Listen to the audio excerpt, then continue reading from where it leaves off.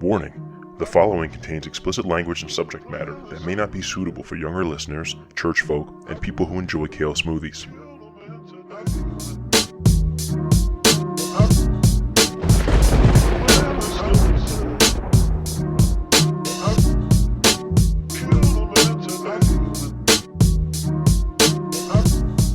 All right, ladies and gentlemen, welcome back to APodAmongstMen. I'm your host, Steve B., and this is Coffee Break Conversations for the 21st Century. My guest today is Angelo. You might know him if you've listened to shows like The Brilliant Idiots, Bully and the Beast. He is a videographer, and he is, I guess you could say, Charlemagne the God's right-hand man. Most of the stuff you see about Charlemagne, any social media videos, anything like that, that content was recorded and created by Angelo. He was kind enough to give us some of his time, and this is my conversation with him. So here it is. So first off, let me say thank you for agreeing to do the show. It's good to have you on here. Yes, sir. Do you want to give a little introduction for yourself and introduce yourself for the listeners? Let them know who you are. Yeah, I mean, you could do like yeah, sure, why not?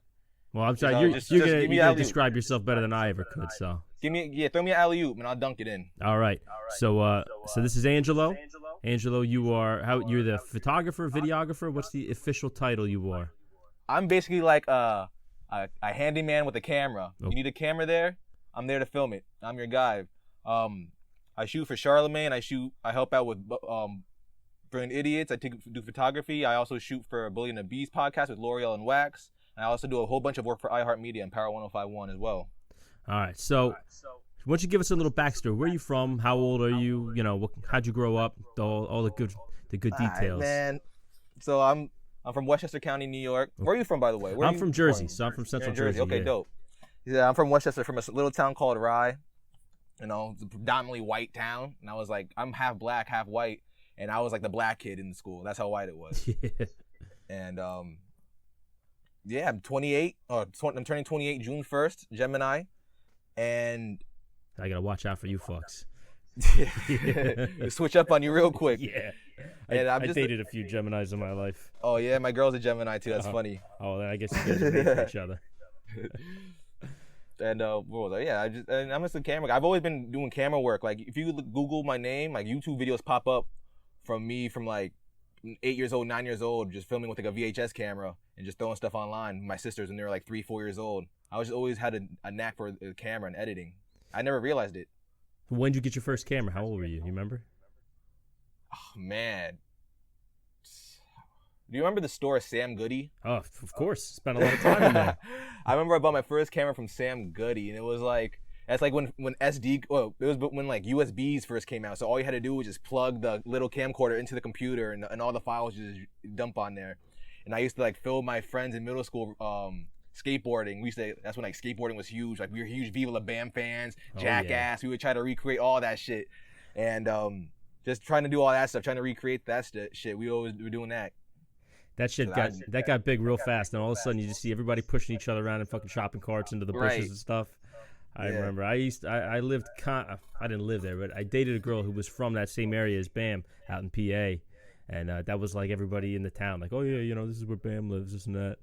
But so you said that this is something that you did since you were little. Like,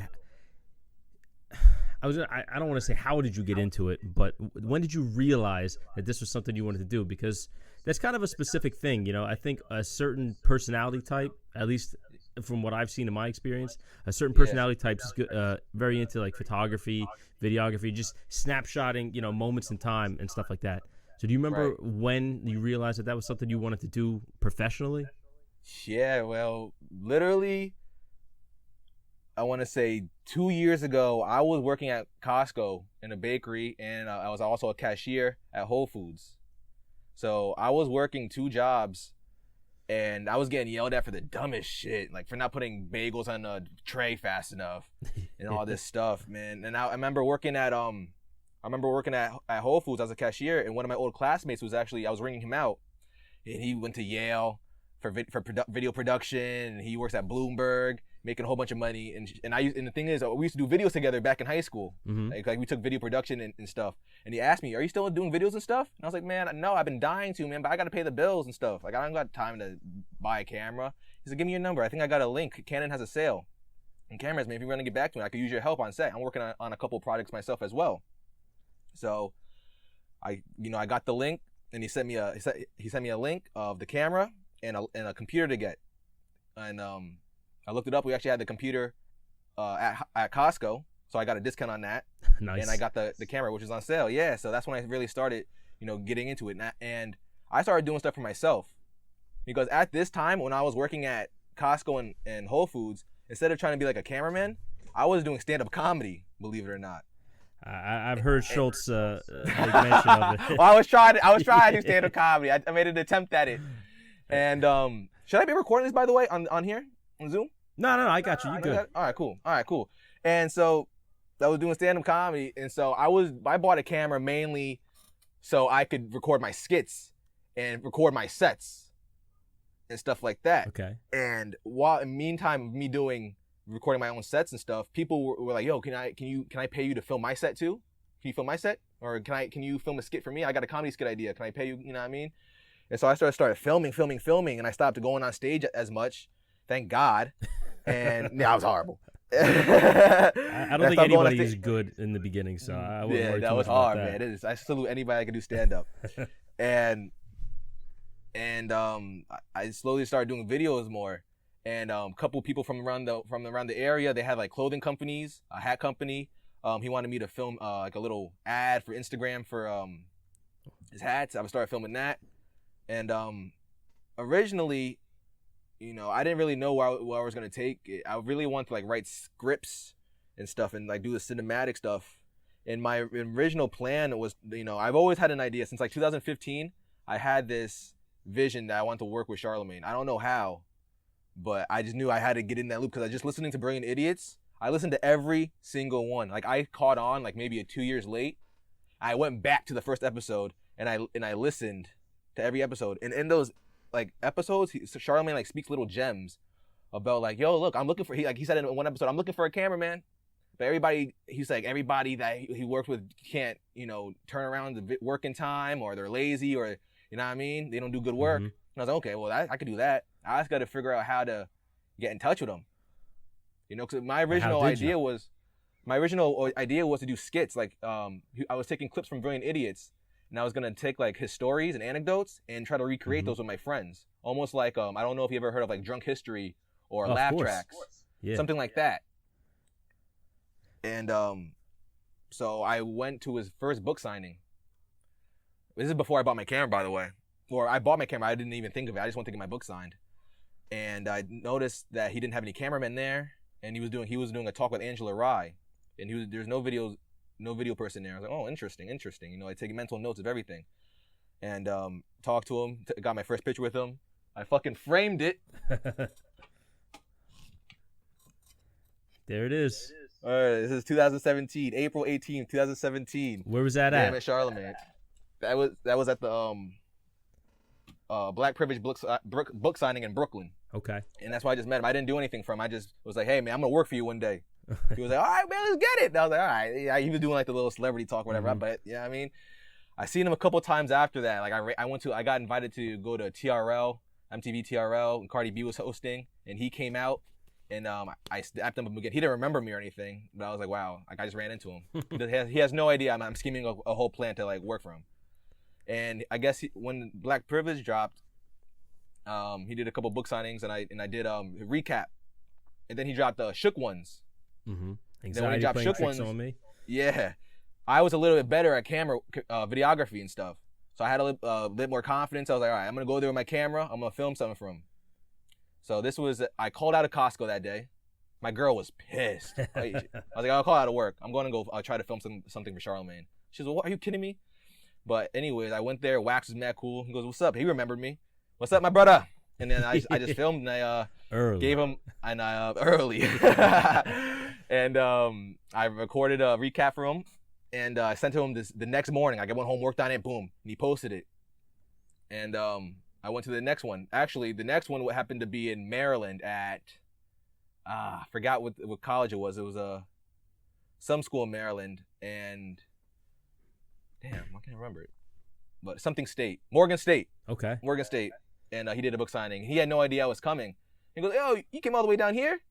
And I was like, "Yep, yeah, I'm here. You do a video, man." And so he was like, "Yo, let me just get your number, man, so I could text you when he could come." And cool, I went up, and then I texted him. I was like, "Hey, man, you think I could come up to Brilliant Idiots one day?" He goes, "Yeah, just come up. We're doing it Wednesday. Cool." And I started going up every week. You know, the security got cool with me at iHeart. Like, "Oh, he's here again. Let him up. He's good. He's good." Yeah. So I just, but I'm making it seem like it was a fast journey. Like I was doing he went on a book signing tour. Like before he gave me his number, I probably went to about 5 or 6 book signings. And each book signing, I had to buy a book to get in line. You feel me? like it was really a hustle. Like I was driving to Virginia. I was driving a 1997 Dodge Stratus all around the East Coast to film a 1-minute video for Charlemagne, hoping something could make of it, you know? Yeah, but that's like you said. That's the hustle. That's you putting the work Absolutely. in. You're trying to make something. I knew I was onto something because they weren't telling me no, but they weren't telling me yes yet. I think they were just testing me to see, let's see if he's really serious about it before we bring him aboard or whatever. Well, I got to imagine somebody in like Charlemagne's position. He's got to see that you're willing to do the work, to put the time in. Yeah. And so, I mean, There's it a lot sounds of to me like you factors. did exactly the right thing, Clearly, you have the results here. You're there now. I just listened. I listened more than I talked. I never, wanted to like show off. Mm-hmm. I kept it humble, and I just did the work. Yeah, no, but that's huge. You say listen more than you talk. That was something I don't remember who told me, but it's something now I tell my son. You have 2 ears and 1 mouth, so you should listen twice as much as you talk. Right. And that's something that I always try to internalize. But clearly that's a good advice to give to someone. So yeah. Go ahead. I'm just saying, he's gotta be cool, man. I don't want to say like don't be a weirdo, but don't be a weirdo. Well, yeah, I don't know. That sounds like great advice, actually, for all of life. Just be cool, man. Yeah, that's all you gotta do. Well, it's a lot of people that get starstruck in that position. So did you feel that at all? Yeah, that was when I first went to that book signing with 2007, the picture I got framed. Mm-hmm. You don't understand. I waited for him to come out the bathroom. I waited for him to come out the bathroom, man. And I was like, "Hey, you think we take a picture?" He's like, "Yeah, let's do it." But at least you didn't go in the bathroom. No, I didn't go to the bathroom. Yeah, that would have broken that weirdo rule. Yeah, with him, I didn't get starstruck. I don't really get. Sometimes it really depends who it is, man. Like other celebrities watch. I see a whole bunch of people now. Yeah, so you've been photographed with a ton of people, like big time people, A-listers. Yeah, T.I., Will Smith, Michael B. Jordan, Jamie Foxx, 20 out of the 80 presidential candidates. Good God. At the time. So, all right, so let's move forward a little bit. Now, you linked up with Charlemagne. He's got your number. Where does it go next? How does this journey continue? So this is after the book signing in Maryland. Well, I feel like, working with, so I'm linked in. So basically I've just been doing all, like Charlemagne posts, like tells me or posts like a flyer. Mm-hmm. And then he'll be like, "Yo, I need you here." And I just meet him. A lot of his stuff is in New York and stuff. So I just been creating it. And I'm basically just like his personal camera guy. We were in Detroit, recently at the mental health spa. I just thought I'm just here to document his journey because it's funny. I was such a huge fan of Brilliant Idiots and like Charlemagne and stuff, and I was always fascinated by how much work he gets done in a day because I'm a hustler. Like I've always had that mentality. I've been Googling for years. Like, what is Charlemagne's like daily routine? Like, how does somebody wake up at 4 o'clock, go from Breakfast Club to shoot a TV show to be on the news? Like, what do you eat? Like, how do you stay healthy? How are you not tired? And I never find the answer. So I went and got the answer myself. I mean, yeah. I mean, there you go. If you want something done, do it yourself, right? Yeah, do it yourself. So, now you just said you were in Detroit with him. Like you travel a lot with him. How far have you gone? Like, what are some cool places your work has taken you? Man, I mean, I haven't really gone anywhere crazy. Detroit was probably the farthest I've went. I was supposed to go to Mexico for this Breakfast Club thing and Brilliant Idiots thing, but I'm pretty sure that's canceled. I haven't heard anything of it, because of the virus and whatever. But it's the shit I've experienced alone hanging around Charlemagne is crazy. Just I'm feeling like he's a different type. I don't even want to call him a celebrity almost, because just the way he moves, he's like a regular person, bro. He's just a regular dude from the country. Yeah. You know, no matter who he sees, no matter where he's at, he'll stop and talk to you. He'll shake everybody's hand. He doesn't be too Hollywood around anybody. He's literally the man. So, given that, you know, Charlemagne is like you said, a special kind of person. Yeah. You know, he teaches you how to be humble. Like, be humble no matter what. No matter how much money you make, no matter what, you know, like celebrity you get, be humble. Be a human being, because it could all be taken away from you. Be stripped away from you. Definitely. So, do you think, like, how long have you been working with him? What, like, in total, how many years now? 2 years. 2 years? 1.5 years, yeah. Have you noticed, like, you know, you've taken away some lessons, you've learned, you've evolved? Because this show is mainly about how us as regular guys, how we're moving through our day-to-day. You know, now, 2020, it's a different world than a lot of us were raised in. You know, I'm a couple years older than you. I'm 35, but, you know, I found that the education I got about life and about being a man, a lot of that stuff doesn't apply to the world today. And Charlemagne has been kind of on the cutting edge of a lot of that stuff. He's been on the forefront, especially as far as like activism goes and everything. So how have you, you know, kind of gleaned information off him? Like, do you feel like you've changed? You've gained a greater knowledge of certain things? I've definitely matured, you know, being around Charlemagne, just me being around adults like that, and adults that got to carry themselves a certain way because somebody's always watching them and so always looking, and it teaches me to always carry myself in a professional manner. Also, being around him has taught me patience. You know, just be patient with everybody, because, you know, everybody's mind works differently. And always listen to somebody. Don't judge a book by its cover, because people would be like, yo, Charlemagne, let me get an interview with you. Like, they pull up on him, and like his assistant, like, whoa, chill, whoa, you gotta schedule it. Hold on, we don't know. We gotta screen the questions and stuff. But Charlemagne, no, let's do it. Let's go. And he'll, oh, okay, Charlemagne wants to do it. Let's do it. Like, he'll do something like that. Just be humble and be patient, and give everybody a fair shot. Yeah, that's good. A lot of guys, you know, get a little big time, the head blows up, and they're just kind of like, "Yo, fuck you, man." I'm like, you know, get in line. I met a couple celebrities like that, man, that just don't even want to acknowledge anybody. Mm-hmm. Do you? What else? Is there any other lessons? Like, I know he's big with the mental health stuff. Like, more, not so much about work, but about life. Like, just being you, being a person. Like, have you patience. Grown? Like I said, patience is great, especially like with like. I used to, like, even being like in a relationship with my girl, like, you just gotta have patience. You know, you don't make permanent. He always says, don't make permanent decisions for a temporary emotion. I like that. That's good advice. And it's huge. You know, you gotta just chill out. Let something breathe a little bit before you. He also says, you know, you measure twice, so you only have to cut once. You know, you just sit back and let things play out. And you might not have to, you know, make things worse than it already is. It'll be better if you just wait.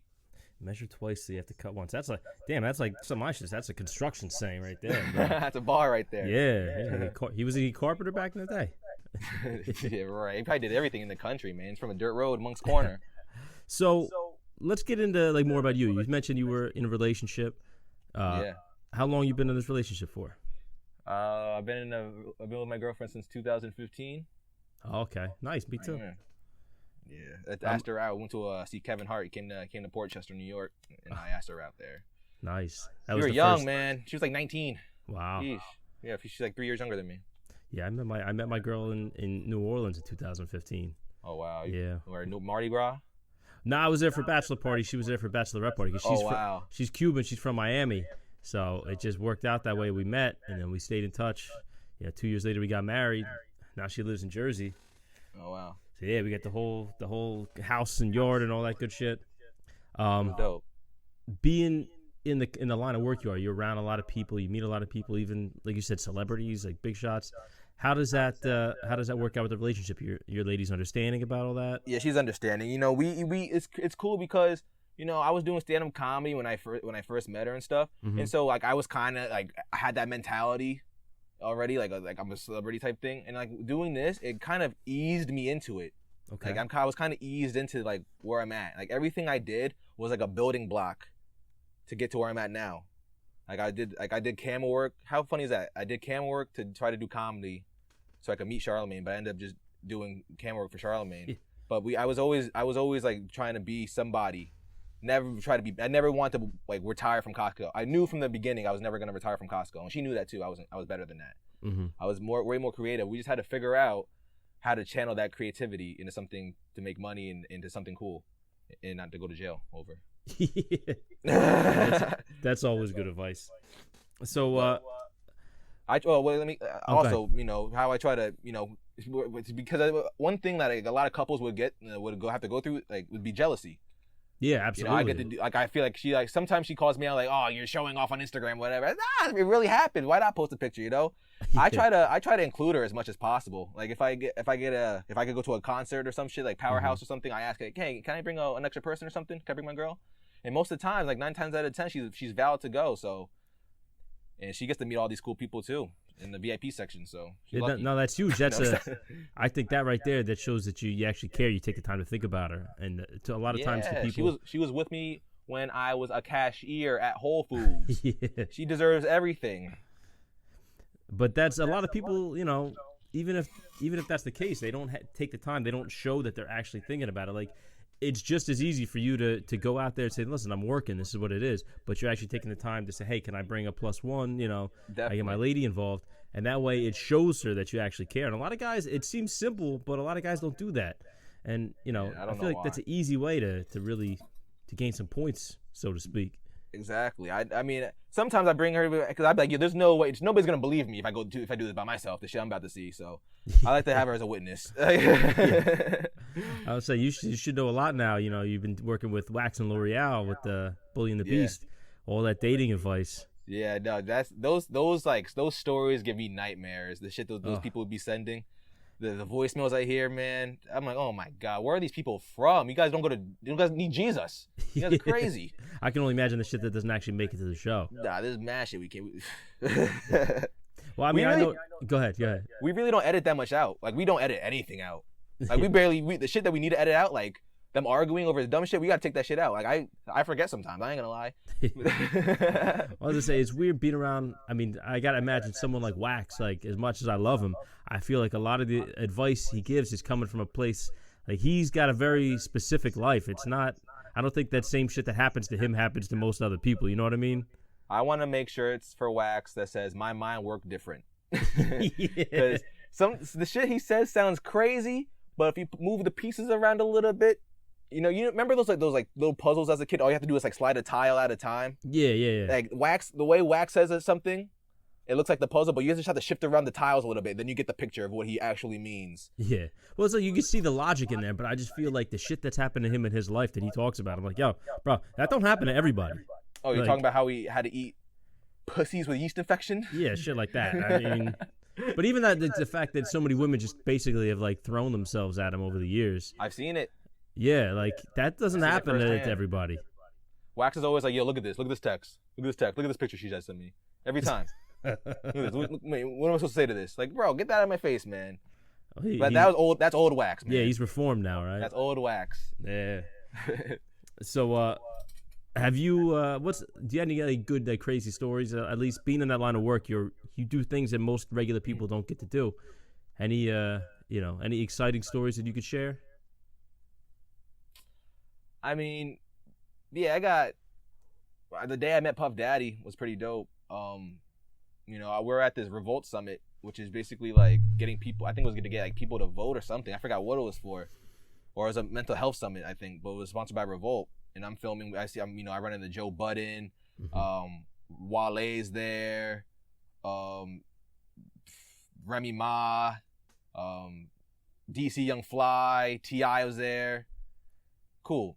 All right, and they're cool and chilling. They're all like they're celebrities and shit. I mean, it's cool, but all right, nobody to die over. So I'm following Charlemagne with my camera, and I think he's going like into the bathroom or some shit. So I'm just following him inside this trailer. And we walk all the way to the back of this trailer, and he opens his curtain, and P Diddy's just sitting there, like looking in the mirror, with a straight face, like he's piping himself up to do something. Doing like the Dirk Diggler's about to take his meat out. I was like, oh shit, that's Puff. I'm like, oh shit, let me get my camera. Am I recording? What the fuck's going on? And they just start having a conversation. It's just me, Charlemagne, another cameraman, and Puff Daddy just in a room in a trailer. and I'm just there, just picking up all these gems. You know, Charlemagne's talking to Puff like, "How are you still the man in your 50s?" and stuff like that.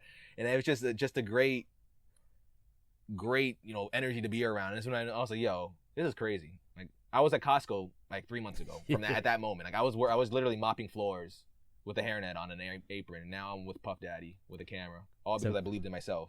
Well, it's amazing how fast things could change in a short amount of time. It's unbelievable. All you gotta do is put the work in. Yeah, even sometimes just a little bit of work at the right time and the right opportunity. Consistency. Is all you need. You know, consistency and show and prove, man. Prove it over and over again. Mm-hmm.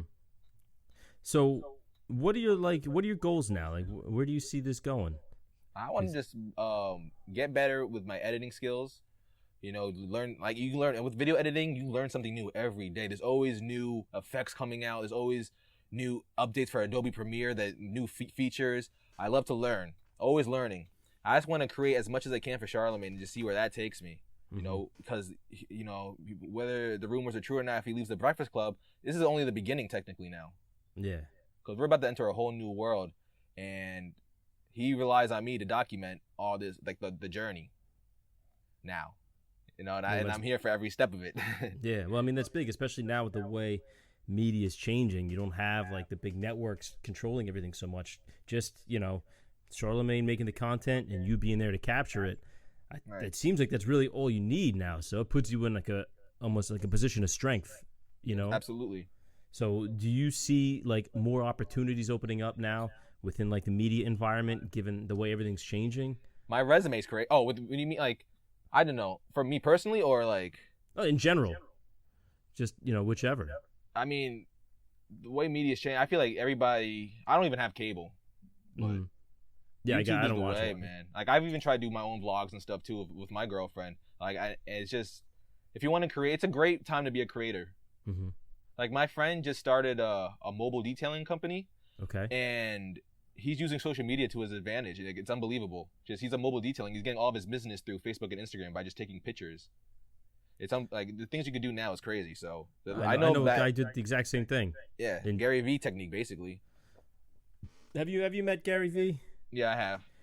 I'm on the fence with Gary V. I know what you're gonna say, I'm man. a little on the fence. I mean, I followed him for a while, but I feel like a lot of the stuff, it's almost like when you go to a palm reader or something. You know, they look at this and they kind of ask you these leading questions, and they make general statements and try to find something that you latch on to. Oh yeah, well I did have an aunt with red hair. Oh well, then this, and you know what I mean. Like it's very vague, and it's vague enough and general enough where he could give somebody advice that kind of just applies to everything.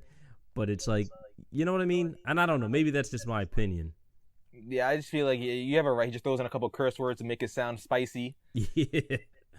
I feel like there's people. I just feel like we just have common sense. You know, he says what he says is common sense. Like, I read his book, Crushing It. He's basically saying just go out and do it. That's all the book is, just in this fancy way. But some people do need to hear that. Like, there's probably people in like Kentucky or like Indiana who feel like they don't have any resources or anything, and they're like, and they need somebody like Gary V to tell them, or give them that boost. But like, for being from Miss like Pat's New York, in Indiana, she don't need no Gary V. Right.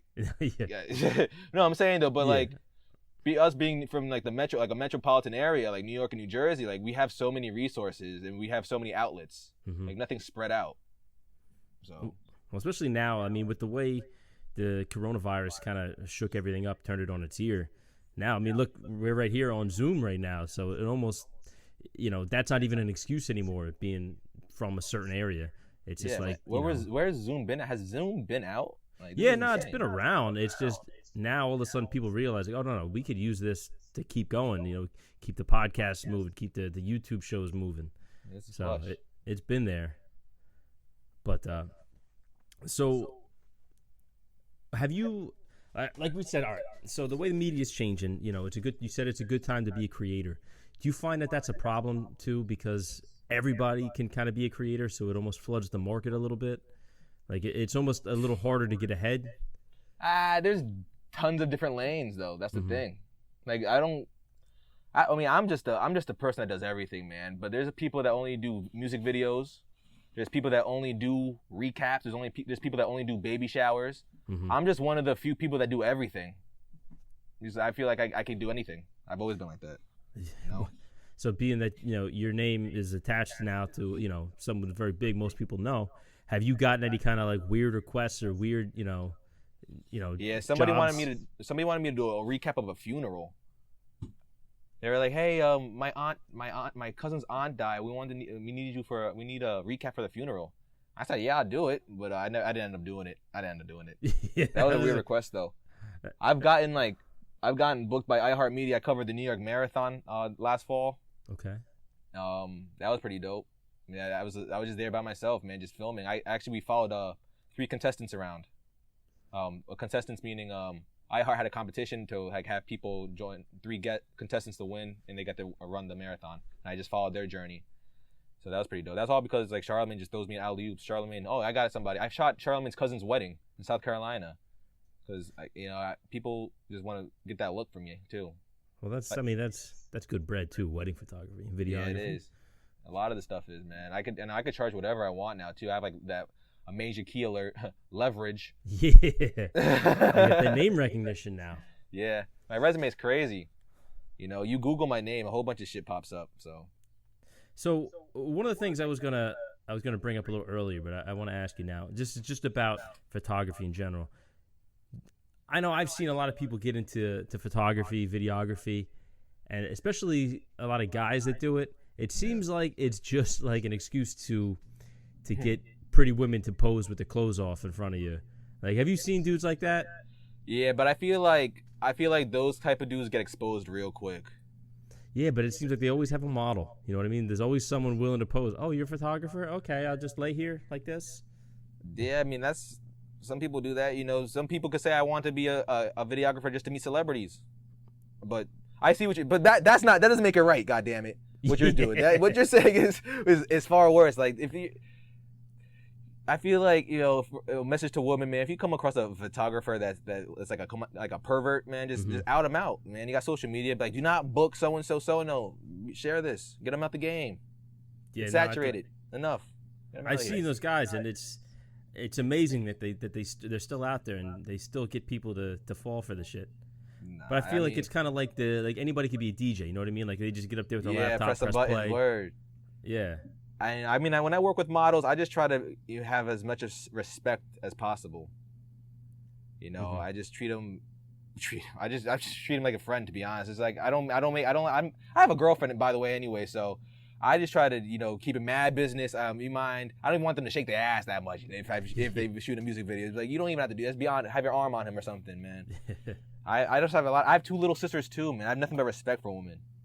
So you mentioned sisters. Like, what was your family life like growing up? Because I come from a family. I have 6 sisters, and they're all they're all like mixed around, like stepsisters, half sisters. Yeah. So, if anybody knows anything about complicated families, I would say it's me.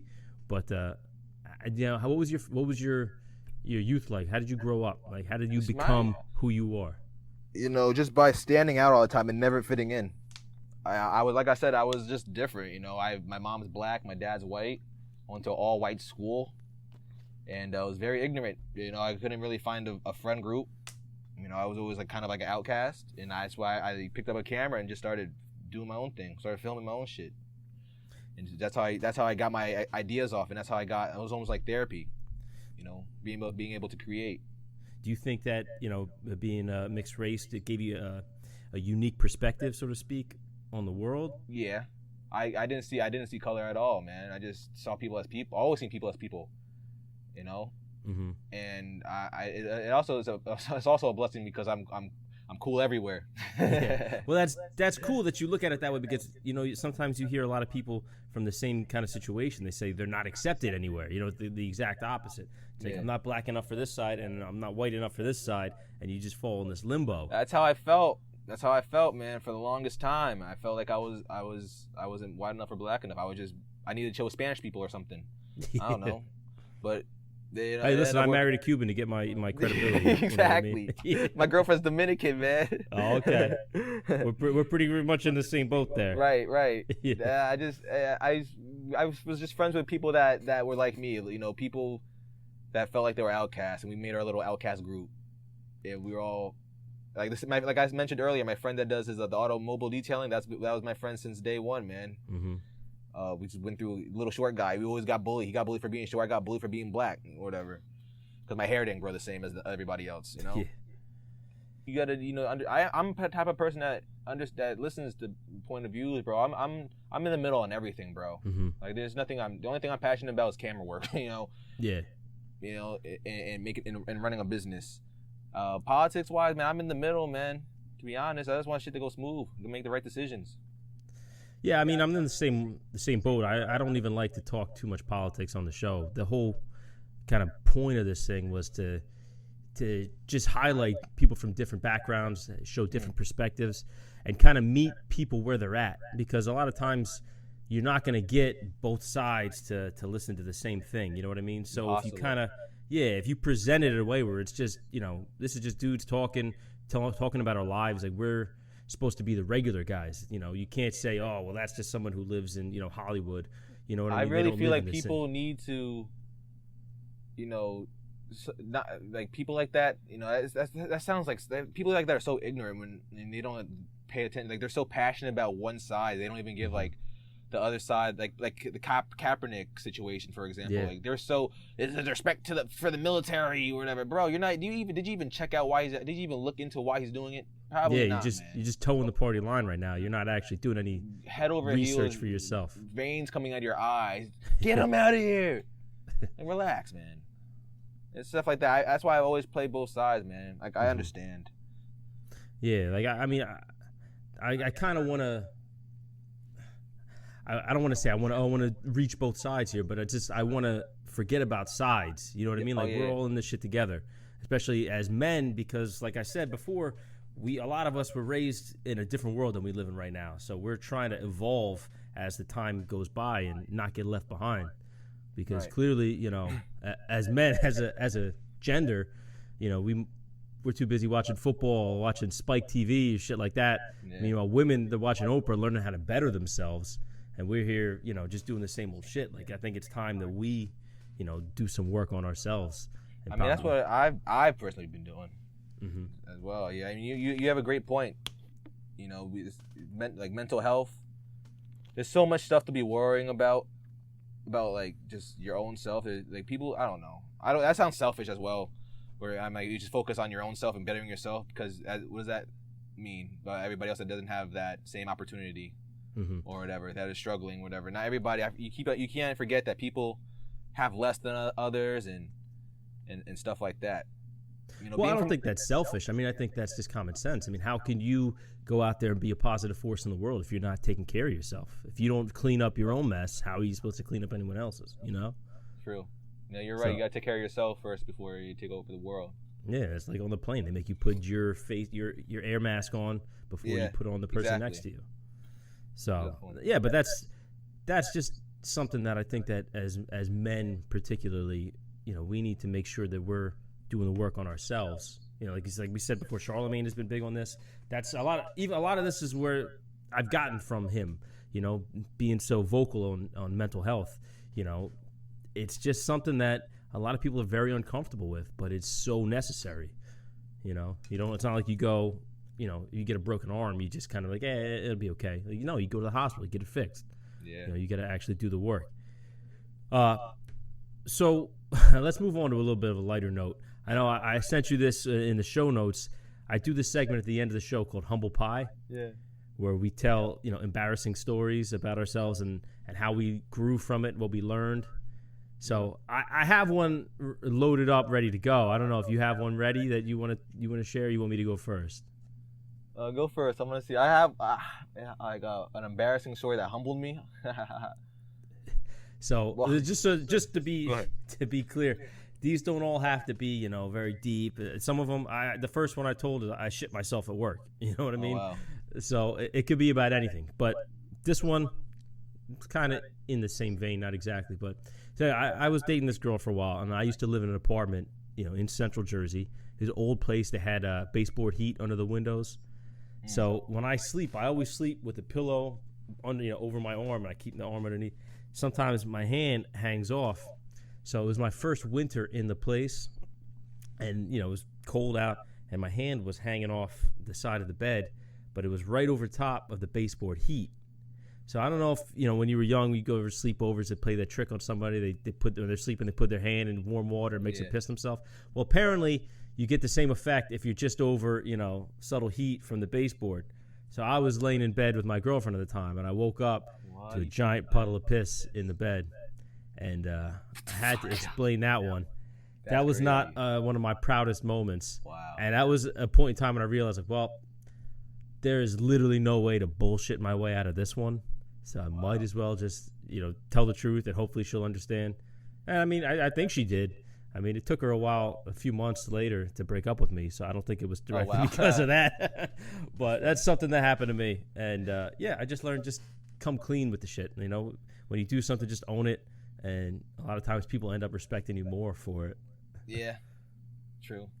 I got two. Can I do two? I got one that happened a while ago. Listen, you could do as many as you want. There is no time limit here, bro. And when it comes to embarrassing stories, this is the shit that I think people like the most anyway. All right, so when I was in high school, I hosted a winter pep rally. Okay. I had the mic, and I guess the girl I was talking to in the earlier in the school year, we split ways, and she was with a new guy, and it was like a winter pep rally. There was a basketball game going on, and I had the mic. Oh, look, there's so and so, and let's name the girl Sarah. Sarah, your boyfriend's in. Is he gonna score? And I guess she wanted to keep it low, but I was every time he got the ball. Sarah, look, he's got the ball in front of the whole school on the microphone. She walked all the way down from the bleachers, walked all the way around to the booth, and slapped me in the face. And you heard the whole audience go, "Oh!" And she just walked. And I just stood there with the mic. That didn't hurt. I got slapped in the face. But yeah, right. I eat those. Yeah. I got slapped in the face in front of the entire school, man, by a girl. That's one. Okay, that's one. Second one was what happened with the same day I met Puff Daddy. Yeah. Diddy. So I smoke a wax, right? And wax is like smokes the weirdest. Like he'll smoke weed a joint till it's this big, till you burn your fingernails off. He's got to hold a little. Right. He's always like, yo, don't throw. He'll be like, don't throw that away. Don't throw that away. I want that. Right. So when we're smoking, he's like, yo, I want that. Don't throw that out. I want that. And take him home with me. So we're smoking. Me, Wax, Joe Budden, and Joe Budden's peoples and shit. And we're smoking, right? And I guess Joe goes inside, and his people's go inside, and so go Wax. Wax like, yo, you get killed. I'm going inside. So I'm smoking, and I put it out. I'm like, I know Wax is gonna want this, yo. So there's a good amount of weed left in there. So this mad, he's gonna love this shit. This is a big ass roach. So I go back inside, and Wax is talking to Joe Budden and his peoples. I'm like, yo, Wax, here you go, man. I know you want this. I open my hand. He goes, what is it? I got the roach. I thought he was gonna be dumb happy. He goes, yo, bro, what the fuck is that? What the fuck you doing? And I was like, yo, you showing off. Yeah. Oh, you showing off, motherfucker. Yeah, you too good to smoke this in front of Joe Budden, huh? And I was like, oh, all right, you're right. Okay, I was like, oh, my fault. And I was like, Wax knew. He was like, my fault, bro. I wasn't gonna take that in front of everybody. Now you talk about weed stories. I got I think I told this on an earlier episode, but it's kind of relevant. When I got married, or we went on our honeymoon, we went to Amsterdam. So my wife never smoked. So I'm like, yo, we're in Amsterdam. We got to smoke at least one time while we're here. Word. And I'm not a big smoker either, just because for work I get drug tested, so I got to be careful. But so we go there the first night. We're in Amsterdam. We look up, a little weed cafe. Okay, it's like 3-4 streets away. We'll go take a walk over there. So I go in there. I'm thinking, my wife's never done anything like this. So I know a couple things. I'm like, I'm gonna, try to look cool for my new wife. So the guy's like, hey, what can I do for you? I'm like, I want a sativa. Now in my mind, I knew there's indica and sativa, and I wanted indica. I wanted something to chill me out, but somehow I fucked up. I'm like, no, I want sativa, and I get the wrong shit. And the guy's like, oh, okay, you want it like a blunt? Yeah, how do you? I'm like, yeah, you get the one with this mixed with tobacco. Like, oh yeah, we could do that for you. And I'm thinking that's going to be a little smoother because I've smoked cigarettes, and I'm like, all right, that's a better blend. But really, it's really just going to, be like a punch to the chest.